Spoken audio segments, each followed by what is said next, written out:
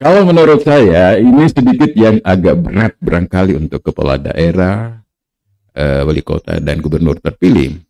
Karena biasanya di sini ada gangguan like dislike.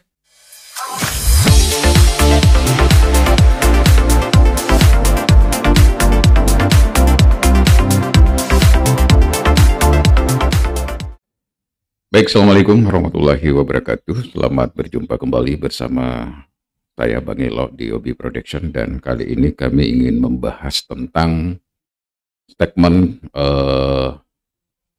Menteri Dalam Negeri, yakni Bapak Tito Karnavian, yang menurut saya banyak direspon positif oleh masyarakat, terutama kepala daerah yang terpilih.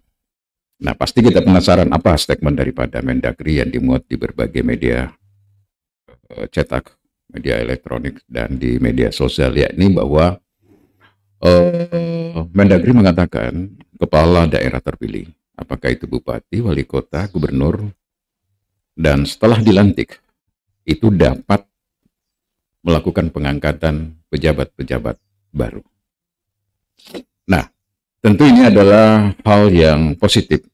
Ini juga tentu adalah hal yang baru, teman-teman sekalian. Karena kita sama-sama pahami betul bahwa di dalam PKPU ada yang mengatur tentang 6 bulan dan 6 bulan sesudah. Jadi sebelum 6 bulan memasuki tahapan pilkada, dan setelah 6 bulan setelah pilkada itu tidak boleh dilakukan mutasi-mutasi.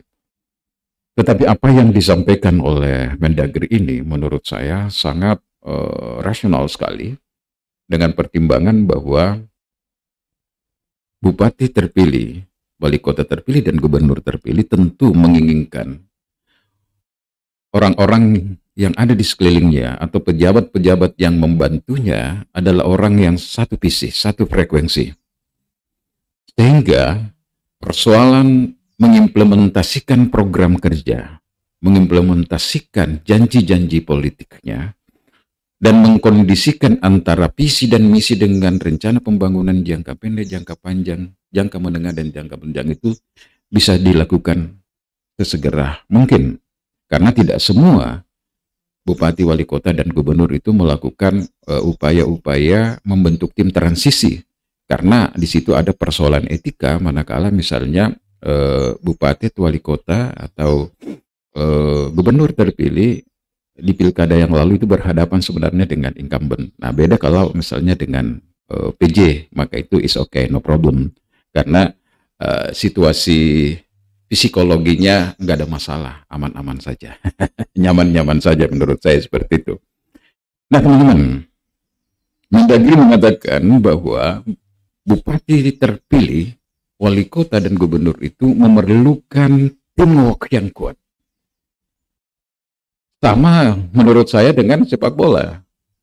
Kalau sepak bola kesebelasan ini ada pemain yang tidak maksimal, atau di antara 11 ini ada yang bermain-main, dia tidak solid, tidak tim, tidak bermain secara tim sesuai dengan fungsinya, misalnya bagaimana seorang player, bagaimana seorang stopper, bagaimana seorang playmaker, bagaimana seorang striker bekerja sesuai dengan keahliannya. Nah, susah kan? Tidak mungkinlah menjadi sebuah tim kesebelasan yang kuat. Begitupun pemerintahan yang baru terbentuk nantinya tentu membutuhkan yang namanya tim yang kuat. Oleh karena itu kita sambut positif apa yang telah disampaikan oleh Mendagri ini, dengan catatan barangkali di sini adalah sepanjang ada izin. Nah, jadi tetap barangkali bupati, wali kota, dan gubernur terpilih tetap mengajukan proses izin, tapi tidak perlu menunggu 6 bulan. Nah, ini yang menurut saya sangat positif sekali.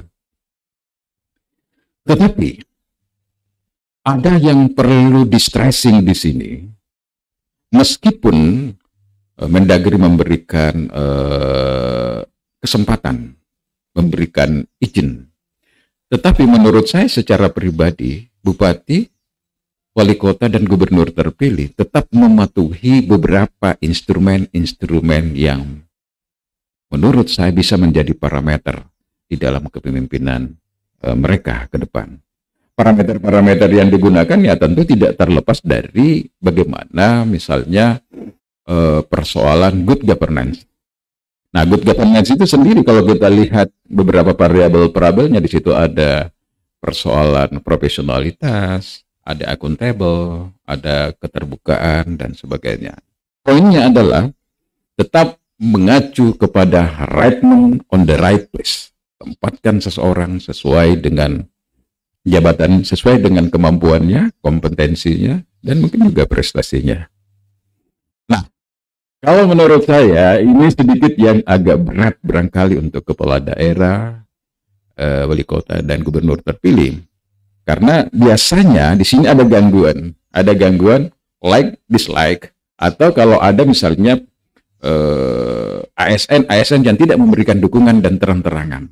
Nah, biasanya di sini ada mungkin yang punya kapasitas, ada yang punya kompetensi tapi tidak mendukung. Kalau menurut saya disinilah pandai-pandainya seorang pemimpin untuk melihat itu. Bisa saja dengan melakukan pembinaan-pembinaan. Karena sebenarnya secara normatif ASN itu siapapun yang menjadi pemimpinnya, disitulah mereka loyal. Tetapi ada juga memang yang tidak, jadi sekali lagi ya, tidak bisa juga kita salahkan di sini. Tetapi kembali lagi bagaimana bupati, wali kota, gubernur yang terpilih menggunakan segala parameter. Ya, tentu parameter utama adalah bagaimana agar visi dan misi program kerja, janji-janji politiknya bisa sesegera mungkin dilaksanakan sehingga tingkat kepuasan masyarakat bisa menjadi lebih baik, cepat meningkat. Sama dengan Prabowo, ini kita baru beberapa bulan ini, tapi hasil beberapa studi lembaga-lembaga survei mengatakan bahwa tingkat kepuasan masyarakat atau popularitas Prabowo itu sudah 85% setelah menjabat menjadi presiden. Nah, yang penting menurut saya di sini adalah jangan sama sekali terlalu banyak melahirkan resistensi. Karena kalau terlalu banyak melahirkan resistensi, maka kepala daerah, wali kota, gubernur yang terpilih terlalu cepat menambah lawan-lawan. Terlalu cepat membuat konsolidasi lawan-lawan yang ada di luar.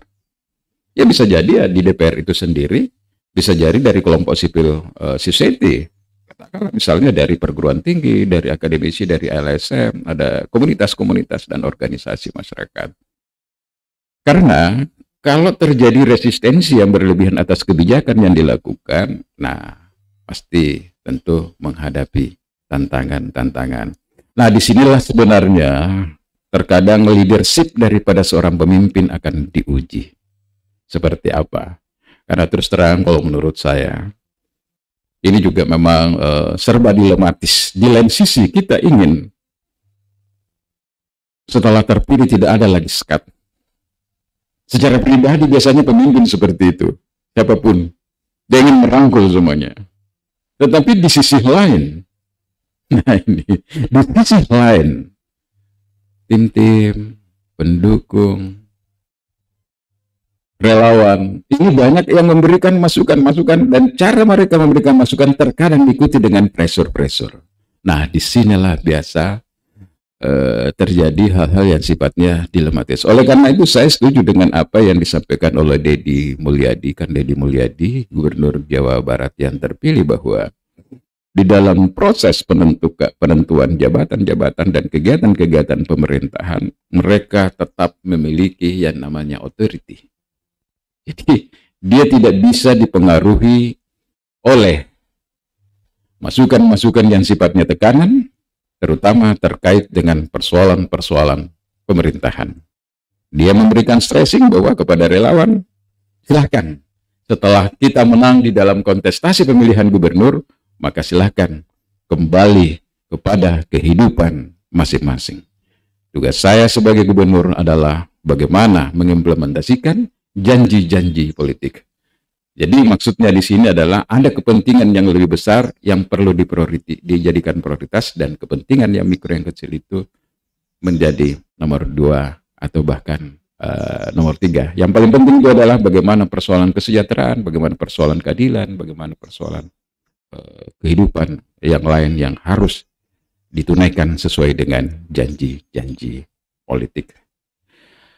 Nah, teman-teman sekalian, kita belum tahu bahwa bagaimana ke depannya ini, karena tentu harus tentu terkondisi juga dengan peraturan PKPU. Tetapi apa yang disampaikan oleh Pak Tito Karnavian dalam statementnya, ini harus kita berikan apresiasi yang sangat besar ya, karena menurut saya inilah kesempatan daripada kepala daerah yang terpilih untuk melakukan proses eskalasi, percepatan kegiatan-kegiatan yang pembangunan yang ingin dia lakukan. Ya, seperti itu. Jadi ini adalah kesempatan sekaligus bisa menjadi warning, bisa menjadi ancaman ke depan manakala pemimpin-pemimpin yang terpilih ini tidak mampu memanage ini dengan baik. Nah, saya katakan kembali lagi adalah persoalan leadership. Kita akan bahas berikutnya nanti bagaimana tantangan-tantangan kepala daerah. Menurut saya ada dua hal terkait dengan pembangunan. Pertama adalah kepala daerah yang terpilih yang progres pembangunan jauh lebih baik tentu memiliki tantangan tersendiri. Karena ada baseline, ada data, ada perbandingan. Begitupun kepala daerah yang terpilih yang progres pembangunan pendahulunya boleh dikatakan tidak berhasil, ini pun juga punya tantangan. Bagaimana memenuhi harapan atau ekspektasi masyarakat. Bagaimana kira-kira strateginya nanti kita bicara pada video kami berikutnya. Nah, inilah barangkali teman-teman yang perlu kita ingin sampaikan kepada para pemimpin-pemimpin yang baru terpilih di tahun 2024 dan akan dilantik pada tanggal 6 Februari tahun 2025 ini, terkhusus kepada mereka yang tidak ada sengketa di daerahnya masing-masing. Karena sekedar informasi buat kita semuanya, teman-teman sekalian, bahwa hasil rapat koordinasi antara Bawaslu, KPU, Mendagri, dan Komisi 2 itu sepakat bahwa kepala daerah, bupati, wali kota, gubernur yang tidak ada sengketa, tidak ada gugatan di Mahkamah Konstitusi maksudnya, itu akan dilantik pada tanggal 6 Februari tahun 2025 dan langsung oleh Presiden Republik Indonesia terpilih Bapak Prabowo Subianto. Nah, mungkin yang bertanya lagi di sini, kenapa harus Prabowo? Nah, seperti itulah teman-teman, karena ada daerah-daerah atau provinsi yang mana gubernurnya bersengketa. Jadi tidak mungkin gubernur yang terpilih itu dilantik karena belum secara definitif belum dilantik. Oleh karena itu presidenlah yang melakukan pelantikan. Dan ini sebenarnya memang adalah menjadi kewenangan presiden. Cuma biasanya diberikan kepada pembantu-pembantunya, ya namanya seperti itu. Dan ini menurut saya juga ada baiknya. Apa baiknya? Apa sisi positifnya teman-teman? Sisi positifnya adalah program-program pembangunan secara nasional atau gagasan visi dan misi dan instruksi-instruksi presiden dapat diberikan secara langsung di hadapan pejabat-pejabat bupati, wali kota, dan gubernur yang terpilih oleh presiden. Sehingga kita berharap secara nasional kegiatan-kegiatan pembangunan bisa jalan secara komprehensif. Demikian barangkali teman-teman, nanti kita akan bahas lagi materi-materi selanjutnya. Sekali lagi, terima kasih Bapak Tito Karnavian telah memberikan ruang yang kondusif bagi kepala daerah terpilih, sekaligus ini menjadi warning catatan saya kalau tidak dimanfaatkan dengan baik. Saya Bang Ilo, terima kasih atas perhatian kita semuanya. Salam sehat, salam demokrasi. Assalamualaikum warahmatullahi wabarakatuh.